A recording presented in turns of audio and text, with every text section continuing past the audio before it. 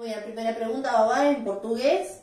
A pergunta diz: para começar dentro do IgG, tenho que passar pelo ITFA? Mito ou verdade? Mito. Você até pode começar dentro da cultura do IgG sem ter que passar por nenhum tipo de iniciação.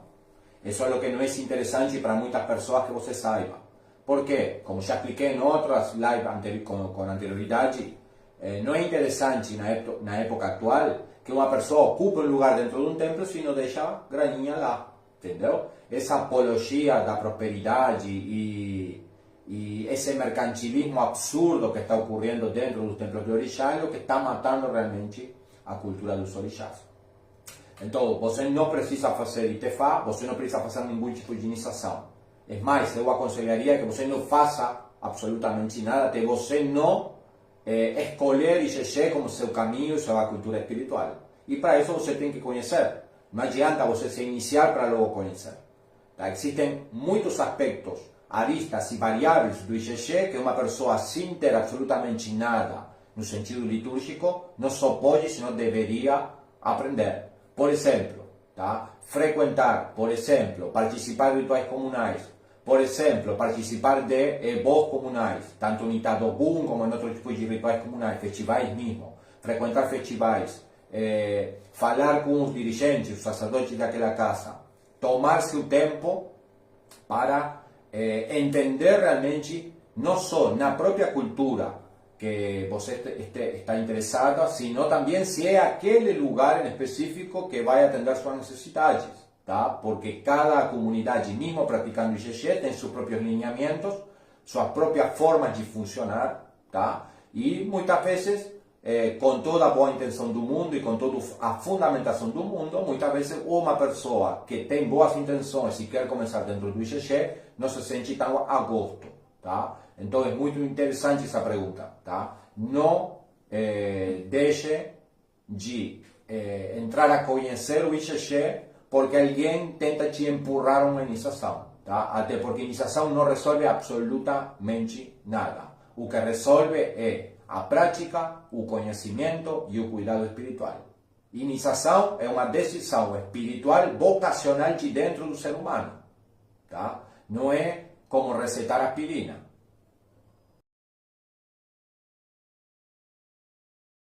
Dentro do IgG, a iniciação torna uma pessoa sacerdote? No, mito, absolutamente mito, isso é uma mentira, isso é basicamente uma mentira construída através do tempo, não se inventou hoje, tá? Isso eu já faz 20 anos que venho, pelo menos 20 anos que venho ocultando esse absurdo. Isso se desenhou para captar pessoas que têm muito desejo de poder. Então uma pessoa que está desesperada pelo poder, ela vai fazer qualquer tipo de coisa para conquistar esse poder.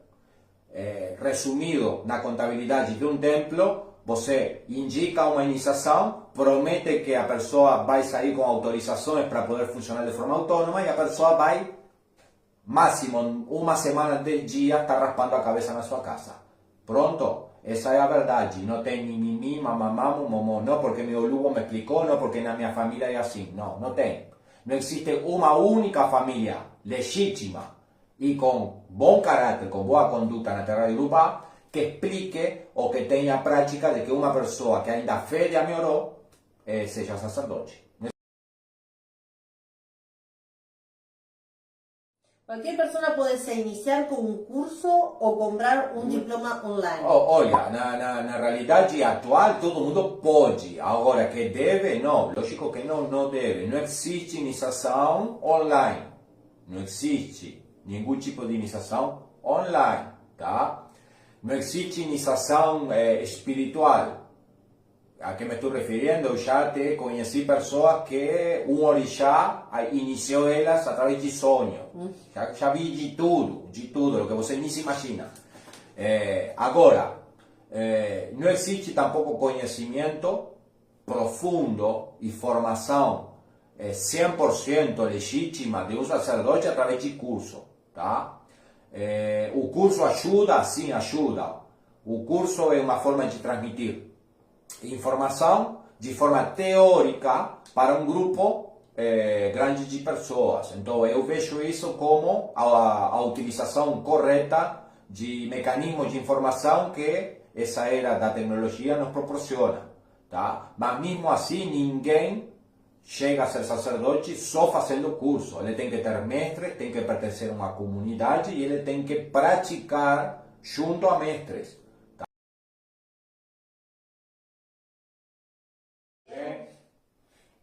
Uma mulher grávida pode ser iniciada em orixá durante sua gestação? Pode, tá? Isso é verdade, pode. Só que, vamos lá, não existe nada que proíba, tá? Só que aí você tem que ver o porquê essa pessoa tem que fazer aquilo nesse estágio de gravidez. Tá? Isso funcionaria mais bem para uma pessoa que precisa urgentemente se iniciar, tá? Que quero ressaltar aqui, deixar estritamente claro de que é um mínimo, um número mínimo de pessoas que precisam disso, tá? Não é como se está vendo hoje, que todo mundo, se não se iniciar em uma semana, morre, tá? Então, pode existir a possibilidade que uma mulher necessite se iniciar de forma urgente e que justamente esteja atravessando a gravidez. Então, aí sim dá para fazer. Não vai acontecer nada, nem com a mãe, nem com o filho. Agora, se a pessoa não tem essa condição de necessitar de forma urgente aquela iniciação, aqui como se faz aqui em casa, como fazemos aqui em casa, eu prefiro a pessoa passar esse processo, ter o neném, se estabilizar e fazer a iniciação logo.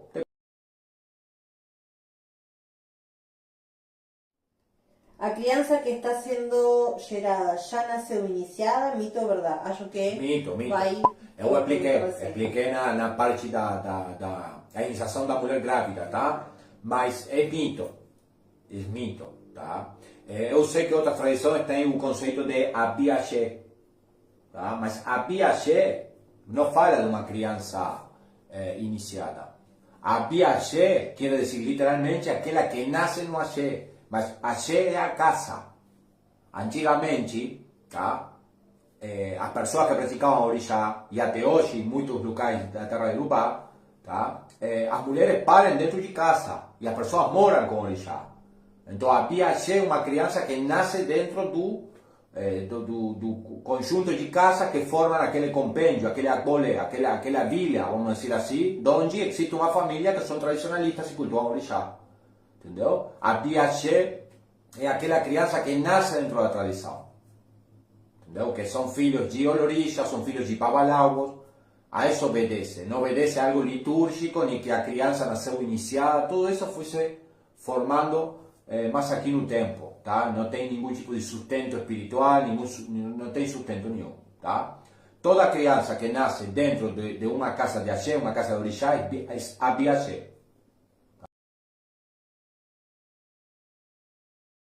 Me falaram que para sacrificar bicho preciso fazer Idoshu de Ogum. Mito, com M Maiúscula. Mito. Maior. Mito. Tá?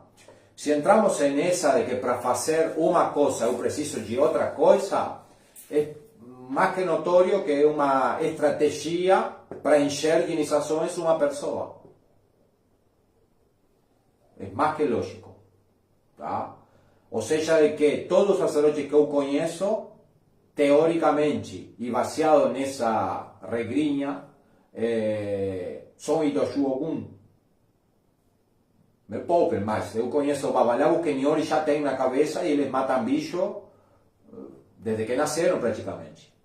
Entendeu? O sacrifício não é um dom espiritual. O sacrifício de bicho, desde a óptica estritamente Ixexé, é um trabalho que qualquer tolo pode fazer. Tá? Então aí parte o conceito errado. Não, eu tenho que fazer uma iniciação muito específica e especial para eu conseguir matar bicho, e aí eu tenho o poder, e faço acontecer, e faço chover.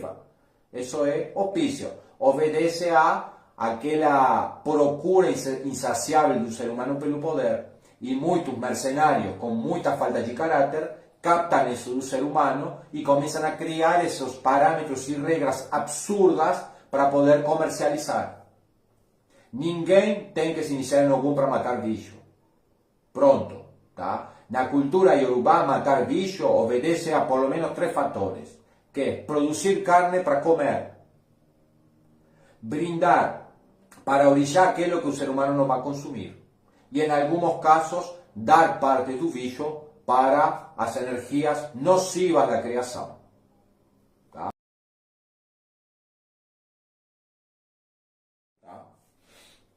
A pregunta que llegó aquí pelo privado diz: Babalawo não incorpora mais? Mito ou verdade? Mito. Mito. E é muito boa essa pergunta, tá?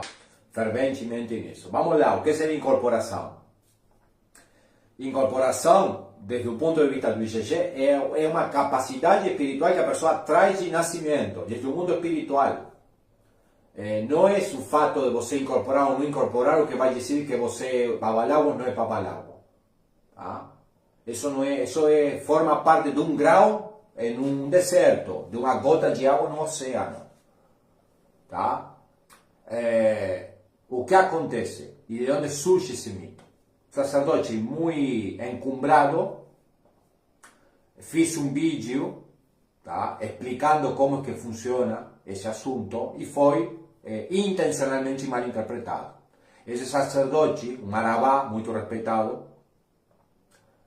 falou de que na família dele os babalawos não incorporam. Por quê? Porque o culto familiar era Ifá e todos os sacerdotes que nasciam dentro daquela família só faziam Ifá. Então, como Urumila não é um orixá que possui ou que monta a pessoa, ou que vira as pessoas, é por isso que nessa família os babalawos não viram no orixá, não incorporam. Certo? Mas no mesmo vídeo, ele fala de que uma pessoa que vem do culto de orixá e logo faz Ifá e se torna com o tempo babalawo, Ifá não vai tirar o que ele já traz. Então, se a pessoa virava no culto de orixá, ele mesmo se tornando babalawo com o tempo, ele não vai deixar de virar. Tá? A pergunta que chegou aqui pelo privado diz: Babalawo não incorpora mais? Mito ou verdade? Mito. Mito. E é muito boa essa pergunta, tá? Ferventemente nisso. Vamos lá, o que seria incorporação? Incorporação, desde o ponto de vista do IgG, é uma capacidade espiritual que a pessoa traz de nascimento, desde o mundo espiritual. Não é o fato de você incorporar ou não incorporar o que vai dizer que você babalawo ou não é babalawo. Tá? Isso forma parte de um grau em um deserto, de uma gota de água no oceano. Tá? O que acontece e de onde surge esse mito? Sacerdote muito encumbrado, fiz um vídeo, tá, explicando como que funciona esse assunto e foi intencionalmente mal interpretado. Esse sacerdote, um marabá muito respeitado, falou de que na família dele os babalawos não incorporam. Por quê? Porque o culto familiar era Ifá e todos os sacerdotes que nasciam dentro daquela família só faziam Ifá. Então, como Urumila não é um orixá que possui ou que monta a pessoa, ou que vira as pessoas, é por isso que nessa família os babalawos não viram no orixá, não incorporam. Certo? Mas no mesmo vídeo, ele fala de que uma pessoa que vem do culto de orixá e logo faz Ifá e se torna com o tempo babalawo, Ifá não vai tirar o que ele já traz. Então, se a pessoa virava no culto de orixá, ele mesmo se tornando babalawo com o tempo, ele não vai deixar de virar.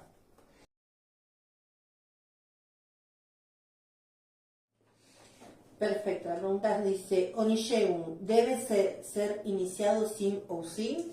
Português. Onishegun. A questão do Onishegun é muito particular, tá? Porque normalmente eles nascem, as pessoas que nascem dentro de famílias que têm esse ofício ancestral, não precisam ser iniciadas, eles vão aprender o ofício da família. Mas eles são muito fechados, têm essa particularidade, tá? Esse povo muitas vezes é muito fechado, então eles colocam sim alguns rituais, algumas coisas que levam um processo para pessoas que de repente vêm de fora.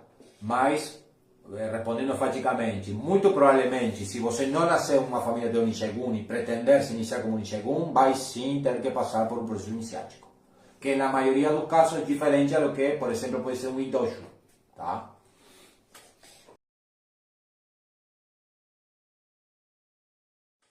A pergunta diz: uma mulher durante o período da menstruação pode passar por todos os rituais de uma iniciação sem problema algum? Isso vai depender muito de qual tipo de iniciação a pessoa vai passar. Tá? A mulher não pode passar por todo tipo de iniciação. Tá? Tem alguns orixás, por exemplo, estamos falando de Onixé, o Sai tem sérios problemas com a menstruação da mulher. Tá?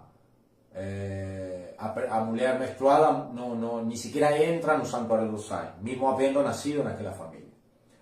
Tem outros orixás que podem chegar a ter problemas também. Tá? Agora, a mesma coisa que a mulher grávida. Se a mulher não precisa se iniciar, tá? Não é algo de urgência, ou tem disponibilidade de tempo, sempre vai ser melhor, até por uma questão de higiene, que a mulher faça aquela iniciação após que a menstruação se retirar. Tá? Porque espiritualmente falando, mesmo a mulher passando por aquela iniciação que não ocasiona algum tipo de atrito espiritual entre a menstruação e aquele orixá que a pessoa está fazendo, mesmo assim, algumas questões espirituais podem se desencadenar num processo iniciático que façam com que aquela iniciação seja muito mais trabalhosa, vamos dizer assim. Diz: Airá não existe na África, é uma invenção do candomblé? Mito. Tá? Ara, Big Bona existe sim na África, existe. Tá? O que acontece? Muitas pessoas do Ixexé não viajaram, não têm conhecimento, não têm experiência real, não têm treinamento real. Isso por um lado. Então, todo o que eles não leram naqueles 2, 3 livros que todo mundo lê, vão dizer que não existe, que é uma invenção do candomblé. Que o candomblé inventou muitas coisas, principalmente o candomblé moderno, sim, também é verdade. Mas também é honrado e honesto que a gente fale quando não é uma invenção. A Arapibona chegou no período da esclavitude, chegou ao candomblé e se mantém vivo até agora. Tem muito mais semelhanças que diferenças em quanto a como é cultuado Arapibona, ou Airá, como se conhecido dentro do candomblé, até hoje no candomblé, a como se cultua na África.